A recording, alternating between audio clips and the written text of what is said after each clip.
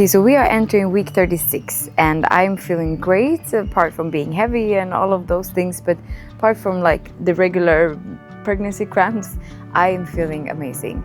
And I think one of the main reasons why I feel so happy at the moment is because we have gotten some really good news that I'm gonna share with you at the end of the video, because we need to talk about that. I have actually waited a bit to talk about it because I feel like I just need news to like settle in, but I am so grateful for this. So let's talk more about that later. So now that I'm pregnant with my third baby, I wanted to talk a bit about the beginning of my parenting journey, because it started out a bit different. I was broke, I was homeless, and I was a student in Tanzania at the moment. I had actually sold everything a year before. I went to Greece to help with refugees, and when I had been there, I was accepted to a school in the north of Sweden. I studied human rights. I had an internship in Tanzania, and that's when I got pregnant. And I was not a single mom at the moment. I had a relationship, but the person I had a relationship with, the father of my son, he's Moroccan. He was not a Swedish citizen.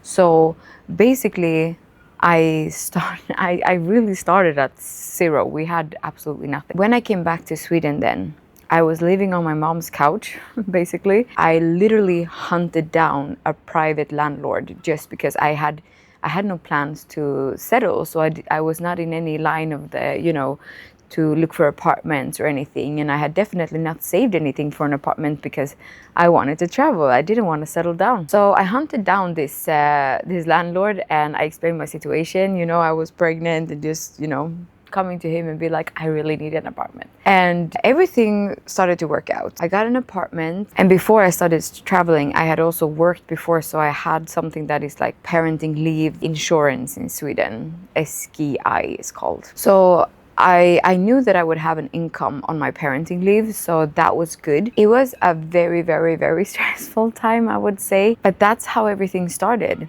And I think since everything started so different, I learned so much. And I think my main thing that I learned was to follow my own path. And while following your own path, you have to learn your own lessons, because I didn't have anyone that had done it the same way as me. I have to figure out everything by myself. And I couldn't listen to anyone's advice, basically, because every advice also comes from an angle of your own experience. So if no one has experienced what you have experienced, it's kind of difficult to listen to, if you understand what I mean. For example, someone that says that, but you can just buy this, but you started out as a parent with money.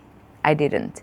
No, my kids are just running around in the garden and doing, but you have a garden. But I still think that it's important to note here that I live in Sweden. When you have the Swedish system with you, it's not as difficult as being a single parent in other countries, because we have a system that is very protective when it comes to parents. And I would say that I got a lot of help from, that part of Sweden. So, but it's also important to say that I had to use a lot of problem skills to like figure out things, because when your plan is to like travel and do all of these things, and then suddenly you're in a situation where you have to solve issues you never thought you would have in your life, you also need to look at different options and different alternatives. For example, when it came to getting a visa, I had no idea how to get a permanent residency here in Sweden, and we didn't know anything. So we have to like really do our research and everything just to do everything right, because with a system that is quite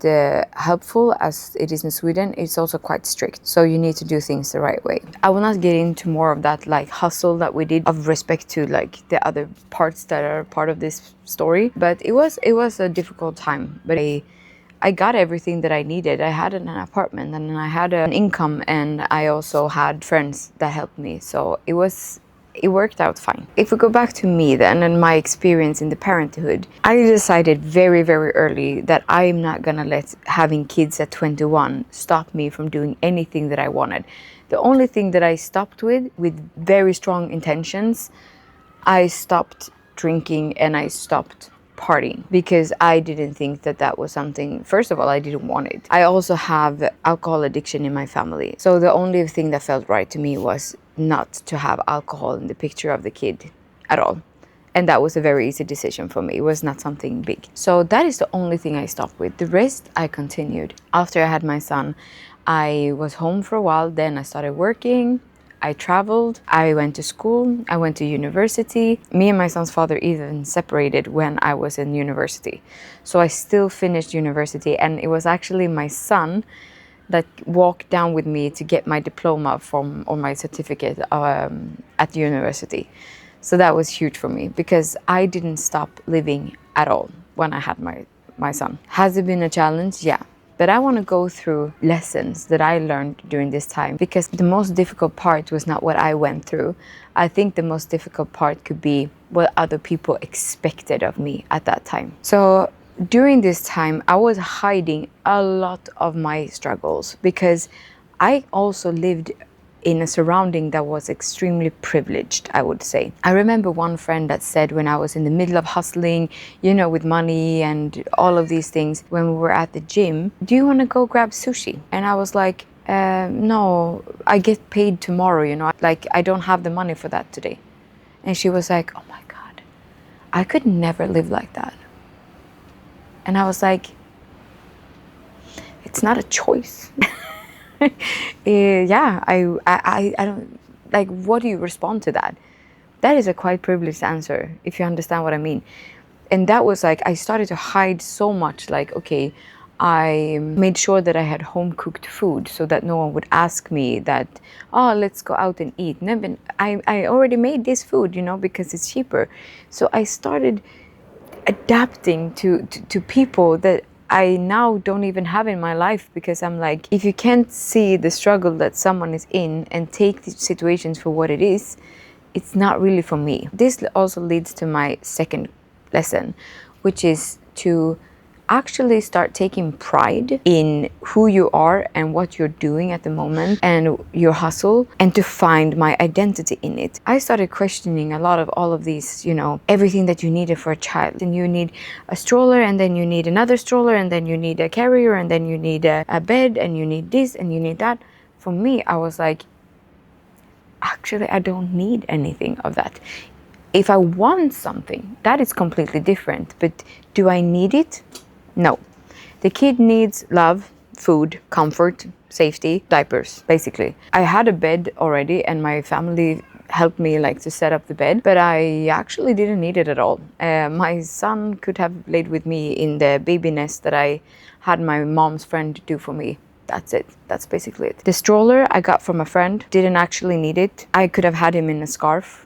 But yeah, it was nice. I didn't pay anything for it, or a very little price, and you don't need so much. That is also why I became a minimalist, because I felt like everything just feels so unnecessary at the moment. And one thing that provoked me extremely much during this time was people that, when I said that I was pregnant, and people said, oh, but I thought you wanted to study. I'm just shocked, I thought you wanted to travel, and I thought you wanted to study. And then I was like, who said I don't want to?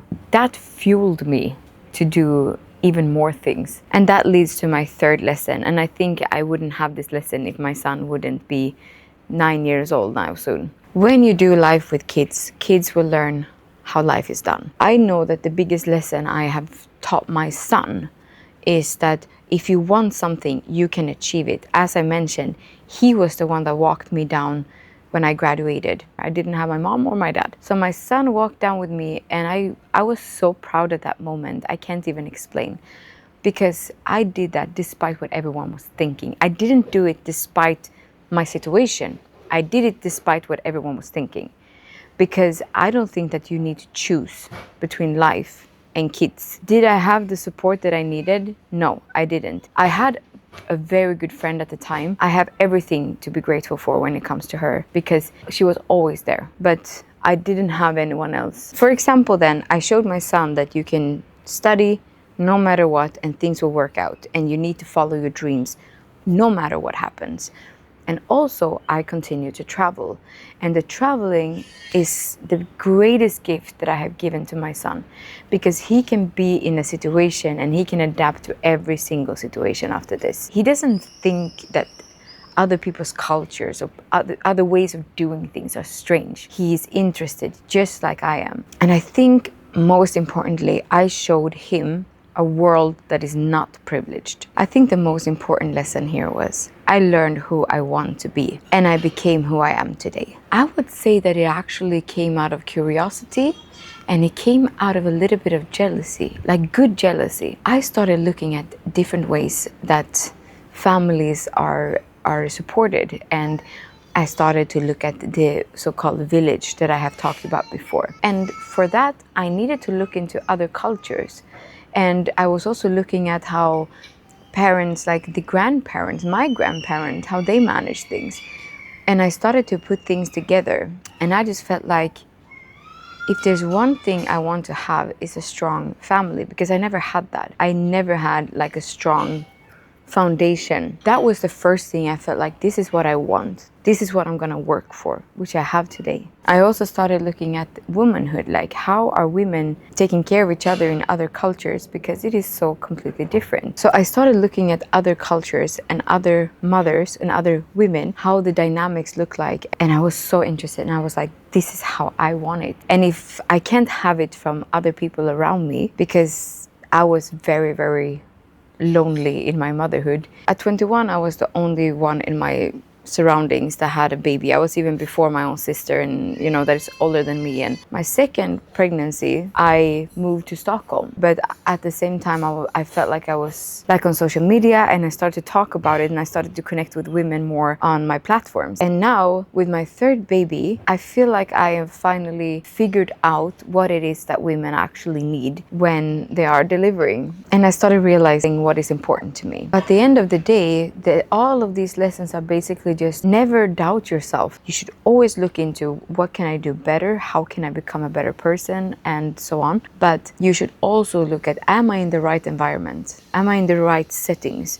Am I surrounded by the right people? If you are always developing yourself, you work on yourself and you're trying your best to become a better version of yourself, and other people don't, it doesn't matter, friends, family, you cannot let that hinder your own growth. So my last delivery, I was quite disappointed. My partner was everything. He was the best he could be for me, but he did more than he even could. And he was also struggling a bit with the connection to our baby Ailey, because he was just a new dad and so much things were happening. We moved a week after we had delivered from a small city to Stockholm. So he was so practical, and I was a chaos after the delivery because it was very dramatic. I have talked about that before. He was the one he was cleaning, he was packing, he was fixing with moving truck. He was also the one when we came to Stockholm that handled everything to make sure that this new apartment became a home. And the hospital when we were staying with Ailey, I think it was only like 2 days after Ailey was born,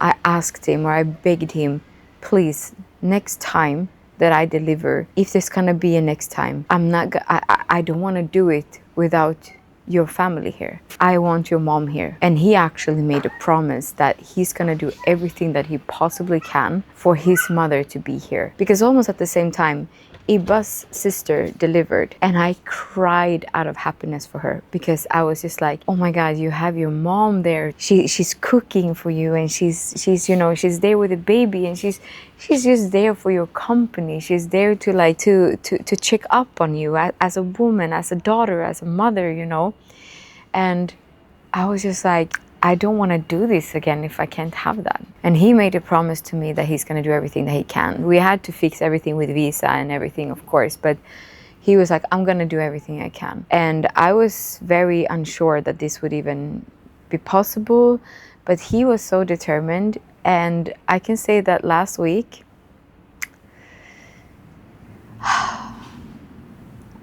I get very emotional. But last week we got the visa approved, and the tickets were bought within a few hours, and Ibba's mom is coming. Ailey's grandmother is coming. And the baby's grandmother is gonna be there during delivery. She's gonna take care of Ailey, and she's gonna be here for us postpartum. And not just the fact that we will have support. I will see the face of Ibba. He hasn't seen his mom in 7 years, I think. And I have never met her, but I know that she's an incredible woman. because that's all I hear about her. I am just so happy. So this is our little announcement that I am going to, first of all, meet my mother-in-law, but also that we are expanding the little village here. So she's gonna be here for 3 months, and I couldn't be more grateful. And I have so many questions to ask her, you know, about like how to do this with the child. I mean, I had 2 babies before, but just to get, you know, that bonding with another mother, just that genuine connection, and seeing her with Ailey for the first time. I mean, just for me to see that Ibba has the support this time, to have his mom here, and to not have to handle like me and my needs and the baby's needs only, but someone will be there for him. Also that someone can be there for me so that he can bond really good and get the time with the new baby. So now we are in the mid-July and she's coming in the beginning of August. So it went so fast, and I'm week 36 and I get this kind of news. I have been so nervous about this time, and now I just feel like everything's gonna be fine. I got what I wanted and Ibba got what he wanted. This journey is just, it is chaos, and it was chaos. But looking back at it, I am so proud of myself that I followed everything that I felt was important, and I really follow through with my own promises, and I have everything that I wanted back then.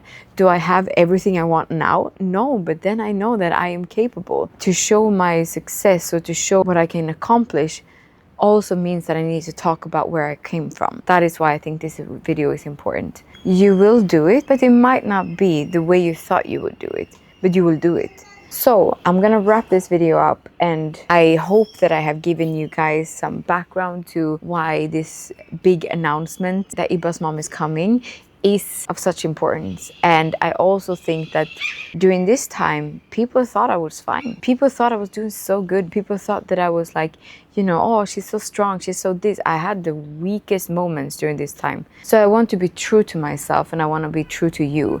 I want to also say to you that I have struggled, and this year I have struggled. It's not always good, but that is what we show. So I want to show different parts of myself and my family, and now you know a bit of it. So thank you so much for watching the video. I am so grateful for everyone that follows, subscribes, everyone that likes the videos and makes this possible for me, because this is really a dream come true. Like, to be able to talk to people like this and share my thoughts, my ideas and my experiences in a way that I can connect with people. So thank you so much, and I'll see you in the next video.